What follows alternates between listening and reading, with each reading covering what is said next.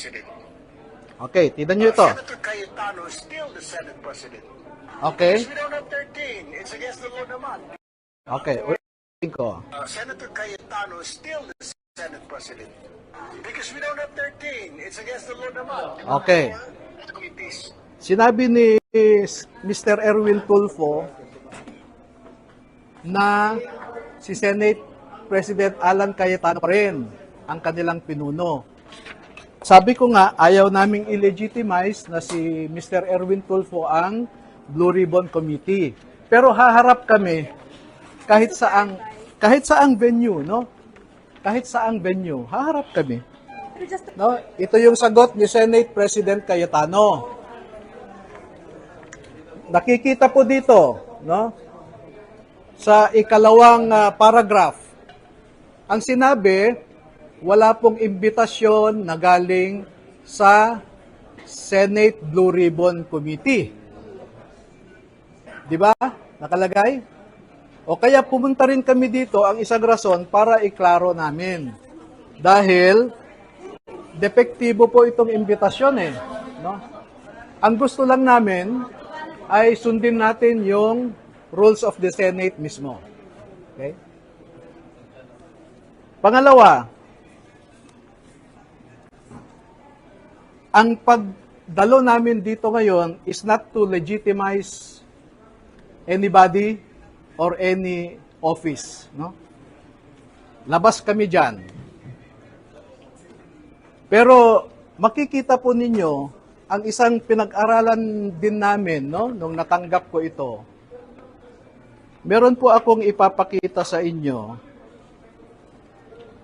para maintindihan nyo ang aming ayan. The Senate President. Okay, tignan nyo ito. Senator Cayetano is still the Senate President. Okay? We don't have 13. It's against the law naman. Okay, ulitin ko. Senator Cayetano is still the Senate President. Because we don't have 13. It's against the law naman. Okay. Committees. Sinabi ni Mr. Erwin Tulfo na si Senate President Alan Cayetano pa rin ang kanilang pinuno.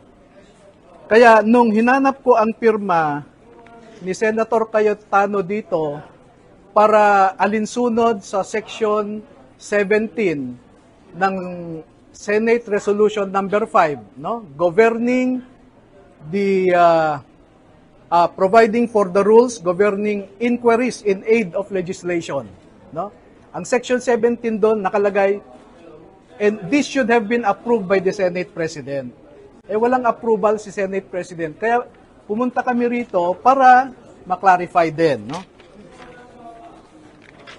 O, tapos na ba ang Invitation lang po, attorney. Punta kayo dito to clarify the invitation, pero hindi kayo haharap sa Blue Ribbon Committee investigation under Senator Erwin Tulfo. kasi sabi ko nga ayaw naming i-legitimize na si Mr. Erwin Tulfo ang Blue Ribbon Committee. Pero haharap kami kahit saang venue, no? Kahit saang venue, haharap kami. Pero just to clarify lang, attorney, hindi yung magsasalita, tatanungin kayo ng mga senator. Hindi, kung magtatanong sila, sasagot kami. No mistake about it. If we are asked, we will answer. At ito po, ang gusto kong i-emphasize.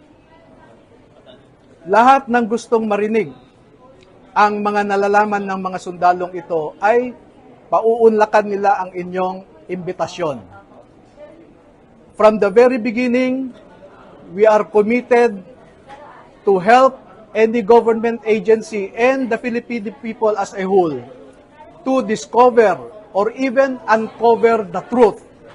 The danger only is if that body or entity have already decided what should be the truth. Wala na kaming magagawa doon.